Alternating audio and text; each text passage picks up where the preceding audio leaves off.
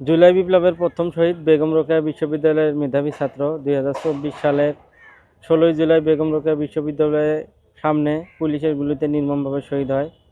প্রায় 2 বছরের কাছাকাছি হতে চলল। আজকে আন্তর্জাতিক অপরাধ ট্রাইব্যুনালে সেই মামলার রায় প্রদান করা হবে।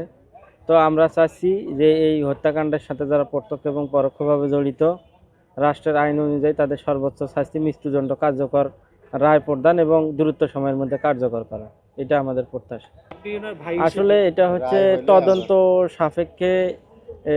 ওদের স্বপ্ন পূরণে পাশে থাকতে পেরে আমরা গর্বিত। বিষয়গুলো আসছে, দেখি পরবর্তীতে যখন মামলার রায় প্রদান করা হবে তারপরে আমরা বুঝতে পারবো যে আসলে কি হইল। এটা আমরা আশা করি দ্রুত সময়ের মধ্যে মামলার রায় হলে গ্রেপ্তার করবে।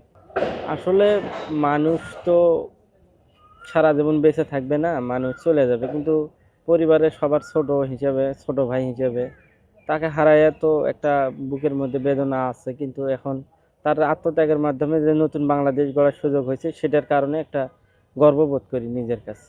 ইনশাল্লাহ ধীরে ধীরে আশা করি হবে।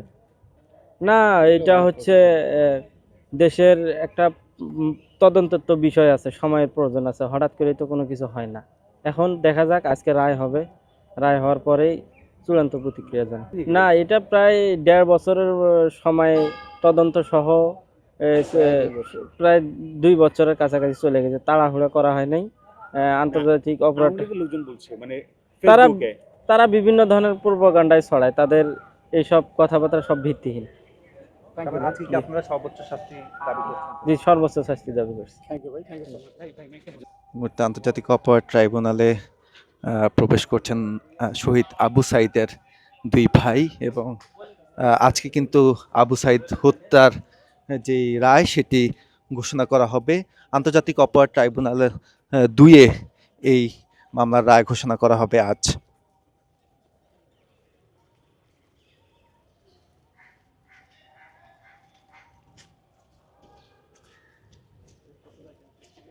এবং কিছুক্ষণ পূর্বেই আবু সাইদের ভাই যেমনটি জানাচ্ছিলেন যে তারা সর্বোচ্চ শাস্তি দাবি করছেন।